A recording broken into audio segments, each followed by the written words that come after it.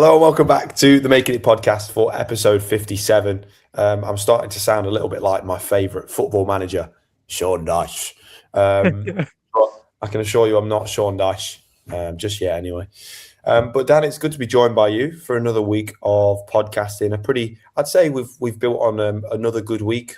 I'd say that there's not really been too much to report that we haven't really liked this week, which is always good. So tell me a bit about your week, Dan. What's been going on? Yeah, good, brother. It's currently 11:30 at night here, so I imagine where you are right now, it's 10:30 in the morning. 10:30, that's right. Yeah. It's been a really good week. Been that good recently. I said to Scarlett yesterday, I was like, I'm waiting for something bad to happen, but she said that's not how things have to always work. But it's just you are walking around thinking, why is nothing going wrong? But no, it's been a really good week, and I want to start off with a moment which I had on Wednesday night. So we were playing the Sixers. Obviously, we're the seventh team at the uni, and we're both in the same league. We've had better results, but at the end of the day, uni v uni game, anything can happen. And we were 1-0 down at half time, and one of the lads, Miles, said to me, "Look, Dan, I don't want to tell you what to do. I know it's your decision, your job, but I think we should change formation." And in those moments, you can, as a coach, be quite closed-minded. You can be quite shut off. You can go, no, we're doing what I've said. We're sticking to the plan. But he was right. He was absolutely spot on. So we changed our formation. In the second half, we were so much better, so much more structured, so much more composed, and we won 2-1. And that ties into what we talk about, being open-minded. And I just think it's also about being humble. And that was a big lesson I learned as a coach this week, was just be humble and understand, just like Pep Guardiola once said, is football's for the players. And at the end of the day, they're the ones out there on the pitch. If they've seen something, absolutely listen to what they say. So that was a really good moment. And then I had a nice weekend, and really been enjoying my weekend in terms of switching off from things, reducing to regenerate. Yesterday I had some really good time with Scarlett. Watched the Forest game, went to the Quayside Market. It was lovely. Surprisingly, really good weather yesterday, and now it's gone back to being wet and cold. But obviously, the weather over there is much better than that. But how have you been, Jamie, in Australia? Another week of, I don't want to say paradise, because it's not always paradise, but obviously that's what people call Australia. But how's it been down under? It's pretty good, man. It's pretty good. Like, you should go. The sooner you realise that there's not really anywhere in the world that's paradise, and you just realise that everywhere is just different, is when you'll become happier with what you've got, right? Because when I came over here, I'm like, this is like this. This is this. The UK is like, damn it, this is this. And maybe that's true, but it's like, it's not perfect. Like, I can name you all my issues with Australia. Like, it rains still a lot here. And when it rains, it destroys everything you own. Like, it's hard to get insurance on areas where there's a lot of flooding. So if you lose your house, you lose your house. Ridiculous amounts of tax, all these different things. Like, it's just a normal country. But there's beaches, less people, and the culture. I would say that there's a more polite culture. Like, I feel like if you go out in the morning on a walk, you're just gonna have a conversation with someone randomly, just because that's just how the Aussies are. And I also do think that's the same with English as well. There's a lot of English people. You go to certain towns, and it's usually just the big cities where people don't really want to talk. But that's kind of standard place, I think, really around the world. So, but no, the week's been good. A few bits here and there, a lot of work, some late finishes. Not really been out too much for nights out. I think I've just taken more chilled out. Definitely more of a chilled out week from a going out perspective. Been feeling pretty ill, actually, so I've been trying to just get over this little sickness or whatever I've got. I don't really know, but yeah, I'm plotting to do a few things this week. Planning to go for a run as part of the VIX community defibrillator. Yes. Fundraiser. So if you haven't already, check it out. Victoria Hotel Beeston. We'll put a link on in the bio, and we'll also put it in the description as well. So check out that link and donate if you fancy it. Check it out, definitely. I'm looking to add a few Ks to that run. Dan, I'm yearning for the 10K, bro. I wanna do the 10K. I'm just concerned that right now, with how much I'm coughing, whether I'll actually be able to smash out a 10K. But I will give it my best shot. Got a tattoo tomorrow. Got a few other bits coming up this week, but It's been a good one. It's been a good one despite everything. So, what's kind of been playing on your mind a bit this week, though, Dan? It doesn't have to be negative. It can be sort of positive things as well. But what has this week taught you? I'm glad you asked that question because I went to a men's mental health event on Thursday with my course mates Will and Braden, Will who's been on the podcast. And I didn't really know what to expect. I looked briefly before that it was to do with a launch of a report that some people had done, had co-authored. And basically the report was about non-clinical interventions in terms of men's mental health. So one of the advocates there on the night was someone who has a community project called Space, where they'll set up beach walks. They'll have there was another example of a men's pie day, and it's basically a community project where men from around the area can come together, and they don't have to talk about their feelings, but it provides a platform. And my two queries coming to the event was the first one was we hear a lot about these days about men being more open, and my question was going to be how do we do that? But that was answered. And then my second one was more just curious into men's mental health really, and just understanding, I guess tying into the same thing, how can we get men to be more open? And the thing I kind of learned from that night was, often we typically hear that men try and give solutions, right? I know from a young age, I realised that I was that kind of person. Someone comes to you with a problem, you want to be that person with a solution. You want to be that hero who saves the day. But you come to realise that it's just about providing that platform, being that ear, and that was it. I actually did forget the second thing I was curious about, but it was about purpose. What do you do about men who are lacking purpose? And they kind of tie in together. And setting out a community, setting out a platform where you're not telling men to be open. And they made a couple of jokes about you wouldn't set up a cafe called the Men's Mental Health Cafe because most likely you probably wouldn't get men coming in and being open. But you set up a place which isn't fundamentally about mental health or being open. It's just a place for men where they can then be open, if you see what I mean. It's a sort of bottom-up approach as they describe it. And I found that really interesting. And it made me think about a couple of people who I know who struggle with purpose. And obviously going to those sort of community projects would provide a purpose, but we can't always offer solutions. I've got a good friend in my life who does lack quite a bit of purpose. And I always feel like I want to say something which is going to spark something in him. He's going to have this purpose and go about his day and be amazing. But actually, just being there for him and going for a coffee with him is enough. He's got someone to at least talk to about the issue. And, that sparks a question for you, brother. When it comes to your own mental health, when it comes to other people opening up to you, how would you often respond? And has there ever been a big takeaway or a big lesson you've learned in terms of being better when it comes to people being open to you? Because that was a big thing I learned that day. Well, I'm going to be selfish and talk about myself for a second, but I've noticed that when I give advice to people, it's always stuff that I should do, but I don't do.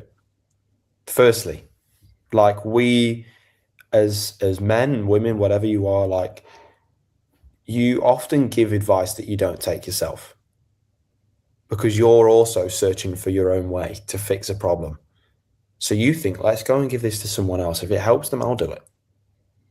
And it's like you're almost litmus testing, but with someone else, but it's going to help them rather than it's like an experiment. It's going to help them. And you're kind of looking for that validation to go and help yourself through them. But I had a message from a friend this week, and I won't say who it is. But they said to me, I'm feeling kind of homesick, bro. I'm feeling like struggling a little bit, and that really hit home because I'm like, this person I rate very, very highly. I would like to think that there's a lifelong friend there, a very ambitious, business-minded, innovator, creative thinker, just a really, really smart dude, right? And and it kind of just hit me the most positive guy I know. He's just really struggling. Really, he's a bit upset, and I'm like, Wow. And sometimes all you need to do is remind people how great they are, not just in your life, but in everyone's. That they're valued. Because, I mean, you go into someone, oh, people love you. It's fine. People love you. That doesn't fix the problem for me. People need to have value, not love. They need value. Because it's okay someone giving someone a hug. But it's like, what? Why are you worth the hug? Because you're this person in our life. You're the pillar within this organization. You're the father or the mother of these kids. Like, that is your value. That's why you matter. Telling someone they matter is fine. Telling them why they matter, that's the important part, bro, I think. And if you don't mind me just cutting into that, I think you want that person to understand that value from within themselves. And I really like the point you made about you can tell people things, but that's great. But if they don't understand that themselves or feel that within themselves, and it's not actually struck deep, they're not probably going to learn that just from you telling them. I always think about Scarlett, and when I was trying to get her into exercise and running, that never worked. Me telling her to go on a run, yes, No. it kind of, you could say it planted a seed, but it was her wanting to do it herself, which made her go and do it. Her finding her own motivation for it. But what is better is if I were to go back now, I wouldn't tell her she needs to go on a run. I would just run, and I would set that example.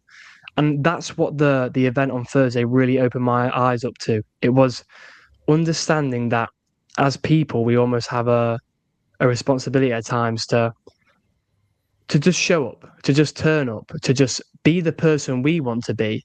And if you want other people to align to certain values, do certain things in their life which will be productive for themselves, if you're telling these people to do things, it's like when we spoke about social media. You turn on social media, you see people telling these things, you actually feel quite defensive. You feel like you're being attacked.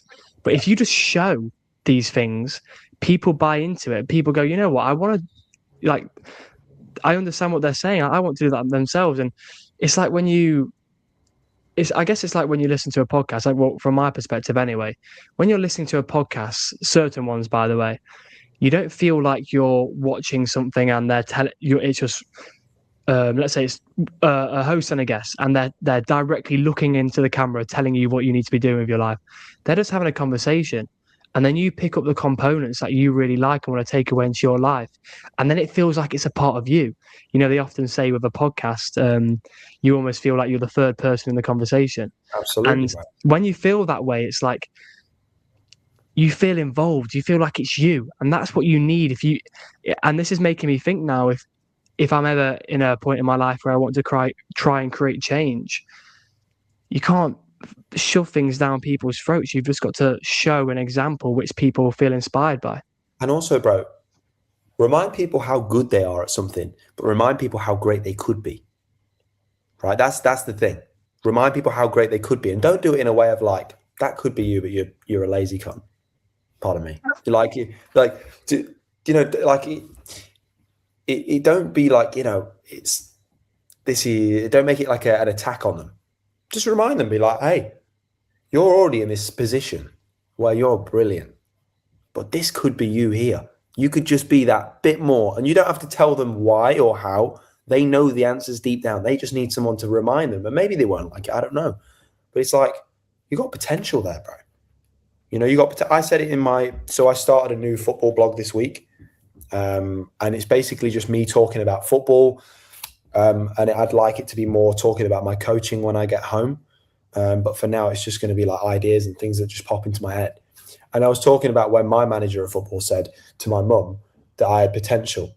The potential wasn't to play for Forest or anything stupid like that. That was just him going like, you're doing well. You can be even better. And that changed everything. 3 words. That's it. What was that? Very linking to what we're saying. You sent me this ties into so well to what we're talking about. You sent me a reel, I believe yesterday, or it might be your day before now. Yeah.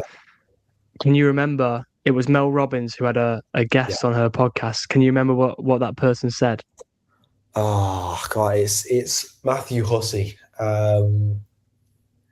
Oh It God, was if you find it so hard to change yourself, how can you how are you expect then to? going to change others? How can you Yeah, expect to change others? And but it's that's so interesting. you got to lead by example. Like I think you got to lead by example. Like it's you're not looking to lead someone's life, but just by you doing something, people naturally will try and pick it up if it's going well for you. Why is that? Because they want to be part of something good too.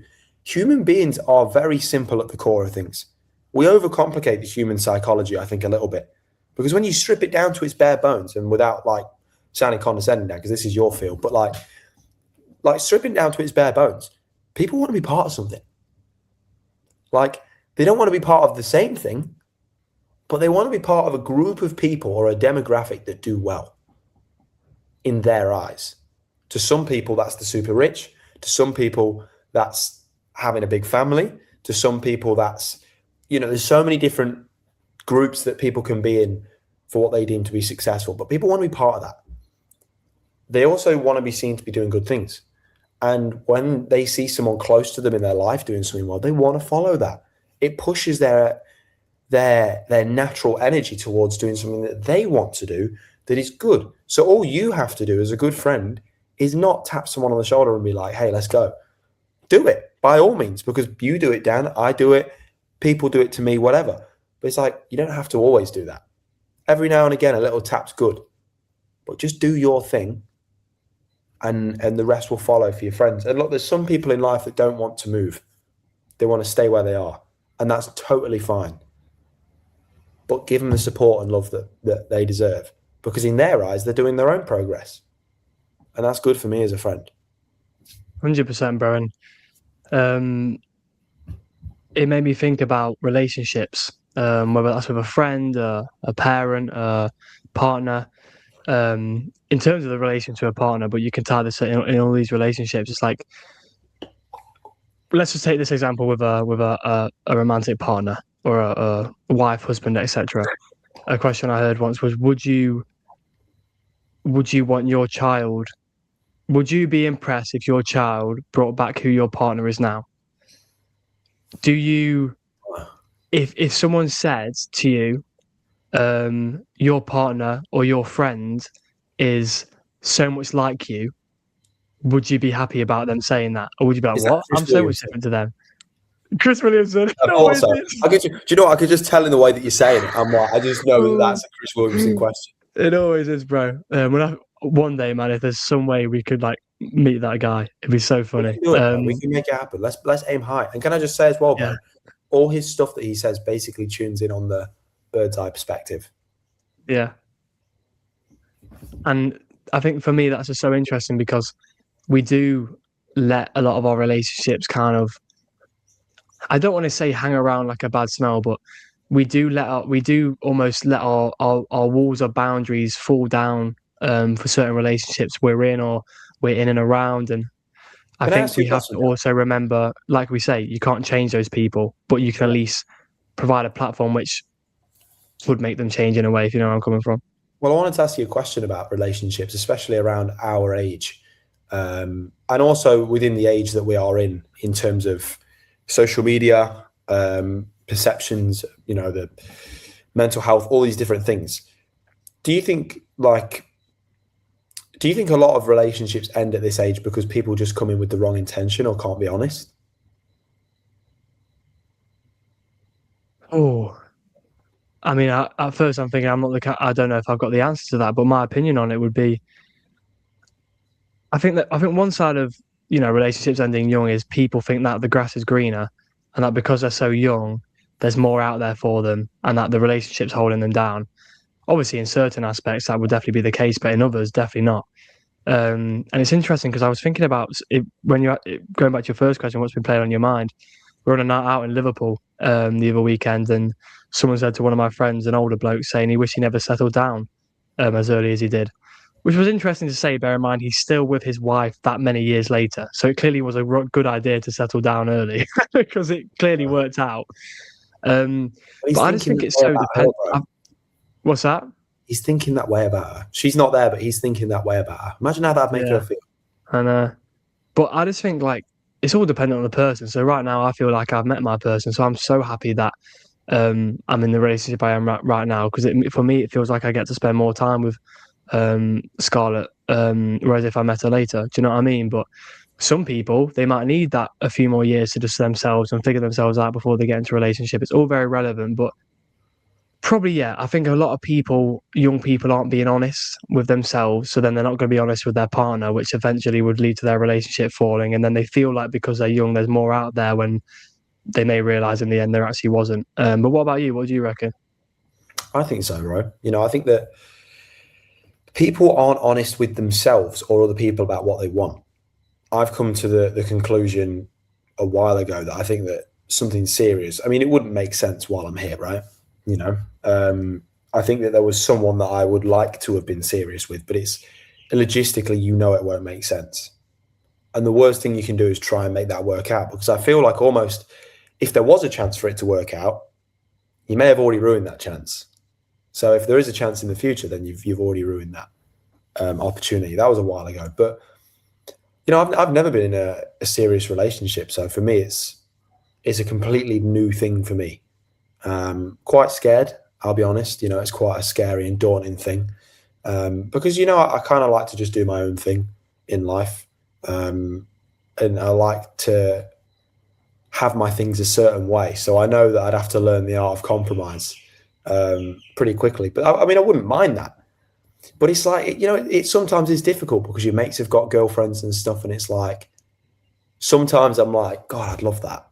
You know what I mean? Like the nice days out and stuff. And then there's other times where I'm like, geez, that sounds like a right pain in the ass. Why would I want that?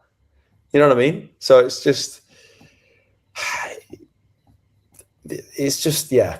It's a double-edged sword, the no relationships and relationships thing. Like there's goods and bads, and it seems interesting, bro. I mean, I've loved seeing your relationship with Scarlett like flourish, bro. Thank because you, I brother. remember sitting on that bench with you and like us talking about this girl that you wanted to date and stuff. And then now, like 2 years later or whatever it is, it's 2 years now. 2 years. Coming up to 2.5 years in a month, in exactly a month right now. That's mental. Like where did that time even go? And I think it's the most amazing thing. And I will say, I think I give particularly good relationship advice for someone that's not been in one. So maybe it's time I start settling down and introduce someone to my parents or something. I don't know, but it's an interesting little landscape, and it's not something we've actually touched on very much. I don't think relationships from a romantic point of view, and even a non-serious, casual point of view as well. I don't think we've really touched on that a lot, but it does have its impacts, man. I think casual relationships is an interesting topic to talk about, because a lot of people our age are in them. And Becoming more of a thing these days. It is more of a thing, and bro, I've been there for sure. Like, probably am. And it's great, but the only problem is when you do start to like someone, what happens then? You know what I mean? It's a very sort of, I can't even put it into words what it is. It's a very strange kind of thing to exist, to kind of see someone to go out on dates and enjoy time with them, but to be like, no, I don't want anything serious. Yeah, it's a funny concept. I thought of a question that I wanted to ask you, and I may already have a little inkling of the answer, but what moment this week did you feel the most inspired? You're going to say yesterday, right? I was going to say, I mean, yesterday you sent a lot of voice notes to me about how good you were feeling, but if you wrote, I was thinking about when you wrote the coaching blog. If that was yesterday, then even better. Well, I mean, I started writing it a few days ago. I felt most inspired when I wrote the blog because I'm like, I think people are enjoying my writing, whatever it is. I've got a group of people that read actually consistently every week, which is such a blessing. So thank you to you if you do read it. And if you don't, I'd really appreciate it if you do. It's called I'll Never Be Broke in Sydney Again. It's on Blogspot. Or you can read my football diary blog on Blogspot again. It's nice, man, to get just my thoughts out there because I got so many. You'll have to have a look at where your stats are, because I had a look at where my stats are on my blog, and like a good percentage of my viewers from the past month were from Hong Kong, which I found very interesting. Dan's just very popular amongst the Hong Kong people. He's a natural diplomat. Is Dan? I will say, but it's just so good. I think writing's so fun. I think that now I'm reading a little bit more. I'm enjoying writing a little bit more because I understand the impact of it. Like I was reading the Kitchen Confidential, and I'm reading about these things, and he's talking about vegetarians, and he compares them to this like terrorist organization, and I'm like, what are you talking? That's Anthony Bourdain, by the way. Like, what are you talking about? That's like one of the most mental things ever. But I found myself laughing at a book, and I'm like, these are just words on a piece of paper. There's no one in front of me doing something stupid. That's impact. And I'm like, I want to create that. Like, I want to create that. I want someone to read my book or my article or my blog, whatever it is I choose to do, maybe watching TV at the same time and just being like, well, I like that part. I'll write that down. Keep watching your TV. And then you just keep, oh, yeah, that bit's all right. Yeah, right. That's all I want. I don't want you to remember long paragraphs or to recite in chapter because I hate that. But like, I just want you to take away little things from what I've done or what I'm learning from, and you take that yourself. And I think that is the philosophy of the Making It podcast. That's the philosophy of my blogs. Maybe that's just the philosophy of what I'd like to do with my business or whatever I want to do in the future. So that's when I felt most inspired then. And I think yesterday morning was good because I woke up really early, a bit too early to be honest, but early. Went to the doctors, had a little check up on something that I've been kind of meaning to get sorted for a little while. And again, that felt good. No blood test because I couldn't afford it, which is a sad moment for human history, really, when you can't afford healthcare. But Jimmy Martin can't afford a blood test. I know I can't afford a blood test. It's like 150 quid, man. It's expensive. And then, just like, I think, again, like I've said to you about that layered approach to things, I was like, I can't make breakfast till I put my bed back on my bed, till I've had a shower, till I've cleaned my room. And it's like, well, why would you say that to yourself? Well, you just want to eat now. And it's like, no, but it's about getting things done to get to something. I know now that when we do this podcast, it's like, okay, you can't go and have breakfast till you've put the podcast together and you're putting it on the internet, right? As long as my Wi-Fi works. All these things. Don't starve yourself. But you know what I'm saying, bro? And I think that this layered discipline approach that I've taken has made my life way better. I only do it at home. I actually thought about it today because I wanted to go down on Monday, which is today, to help out with coaching.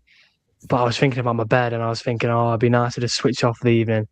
But then I thought, how much better would it be when you go to bed later and you've gone to coaching? And here I am walking down the street after coaching, bloody celebrating because I was so happy I went to coaching. That's what that brings. I'd punch you if you turn them down.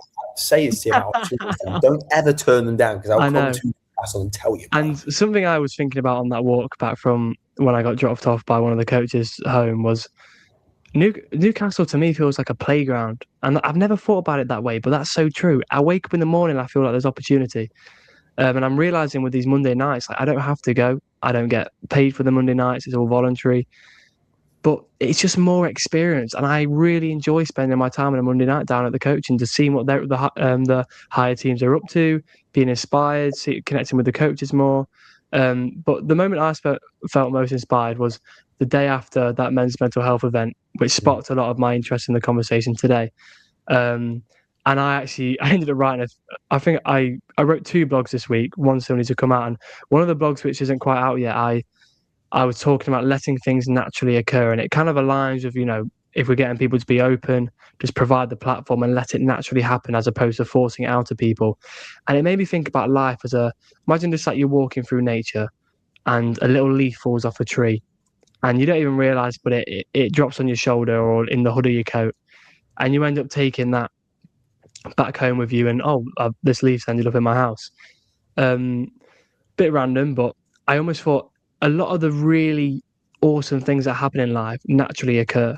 You think about a cool idea for the podcast while you're in the shower. You think of something cool which would be good for your colleagues at work while you're washing the pots. These things just naturally happen. We can't set aside time for these things. And I thought about our friendship. I went to funny enough, in the blog, I actually make a little story, which is just like how our friendship flourished, about a person who went to work, just going to work because they wanted to make money. I've ended up making a best mate who I'm doing a podcast with right now, and so many other friends just from going to a place where initially I went there to, earn a few dosh. But it became so much more. And life just naturally occurs. It's just hard because we're so impatient, which ties into the relationship aspect of life. But that's when I felt most inspired. Could I just ask you, I know we don't really often go over the 30-minute mark, but I kind of want to for a sec, because you mentioned Newcastle being like a playground. And I thought about environment. And for me, environment, we always talk about coaching. And I feel like the environment for your football players is everything. And more important than anything that you do is, like, if you put them in an environment where they can thrive and have a good culture, where there's an opportunity for good things to happen, good things will happen, right? And in terms of our lives, Dan, we've both moved to new cities, big cities. We don't know anyone. We went there for different reasons. You've gone to study. I've just gone to kind of just explore and discover what it's all about. And it got me thinking, bro, like, I've been the most open I've ever been in Sydney. I've done things I never thought I'd do. Like I've experienced experiences that were just unbeknownst to me, because I'm here. And like, why not? And it opens your eyes to the fact that the world is so much bigger than that little group of people that you love or you hate in your hometown. And you walk down the street and you're like, oh, I hope I don't bump into them. You don't have that. You walk down the street and you're like, wonder who I'll bump into today. You know what I mean? And you can take that mentality home with you, because your hometown is just still not new people all the time, but you view it differently. And I found the playground thing quite interesting. I wish it was a playground where I didn't have to work and go and pay rent and all that kind of stuff. That'd be wicked. But I just like the fact that you are in a new place and you just feel completely free, And it's like, what in your life can you kind of think about which you felt like you're at a playground where everything almost feels a bit like a dreamland? How can you be in those places more, do those things more? I'm still trying to think of a concept for what home feels like to me, but Newcastle definitely feels like a playground. What holds you back at home? That's what being away should help you discover. What holds you back? Interesting. I think at home, I think for me it's more I think maybe at home I quite like being outside of the playground. I like being away from it and actually just taking my time away from it for a bit. So then when I'm back, I'm more playful in a way. I fear judgment, bro. That's what I fear when I'm at home. I feel like I'm going to be judged more for anything I do. Like, I feel like there's more pressure on me to do something because people know me, maybe expect more from me, rightfully or wrongfully. And there's people that I don't particularly like who do have a closer view of my life that I think would judge. And I shouldn't really care as much, honestly, but I do. So I think that's what holds me back at home. But I think it's really interesting just to have like a little brief kind of discussion on that, because I think that new environments are just so important to be in, because you just try different things, new things, meet new people, and you can meet anyone. You can meet anyone that will change your life. Like, imagine you'd never met Judy, right? I know. Wow. Huge supporter of the podcast, but also just in general, just a great person in mine and your life. Like, that's just someone that you just met through gardening, right? Mm-hmm. You know what I mean? You could just walk down the street. Another example of something that just naturally happens, I met Dor, who lets us use his streaming thing, right? If I didn't meet Dor, I wouldn't have gone on any like Forest preseason trips. If I didn't meet Deck in college, I wouldn't have been going to Australia with him. And we have our moments. We're having one now. But I love it. I love him most of the time. And it's just like, imagine you didn't meet these people. Imagine that you just didn't walk down the street in that moment, bro. That's what you can go down spirals, can't you? Oh, mate, you've just sent me down one. I'm not going to be able to focus on work at all today, because I'm going to be thinking about, what if I didn't meet this person? You know what I mean? What? I'll give you another one, bro. Oh, this is the last one. What if I did an interview on a different day to the dude I interviewed with who got me a job at this bar when I got sacked? I would have never been friends with him like I am. Probably would be at home. We'd probably be doing this podcast in person or whatever. You know, and it actually came up on my memories, Dan. It was 2 or 3 years ago since our first or second time in Newcastle. Mm. How mad's that? Like people like Isaac that I met that night. Isaac, Joao. I think I met Henry that night too. Yeah, I met Henry that night. Do you remember? Kicking his blooming clothes dryer. Kicking his clothes horse, yeah. But these people, bro, why have we never met them? How exciting it is that life has given us the opportunity to meet these great people in our lives. It's brilliant, man. It's absolutely brilliant. And we can only be grateful for it, man. So grateful. Absolutely, bro. Well, look, that was episode 57 of the Making It podcast. That is one of my favourite podcasts we've done. I felt like that. Me too, bro. Me too. That was brilliant. I love that thoroughly. I mean, I hope you enjoyed it too. That's the good thing. I kind of forgot that this is for someone that's going to listen to this. I forgot that you were going to be listening to this. So if you did enjoy it, drop us a follow on Spotify, on our social media. We're growing by the day. We want you to be part of the movement to make the Making It podcast something special. We want you to be part of it by getting on here and having a chat with us as well. We'd love to talk to you. We'd love to hear your thoughts. makingitpoddy@gmail.com and all our social medias, Making It Poddy. Hopefully going to be moving over to Apple and Google Podcasts soon. Still waiting to hear back on the email for that, but we'll let you know what happens with that. Episode 57, Dan, thanks for another great episode, bro. Love it, brother. Take it easy, everyone. Thanks Have for a good listening. week.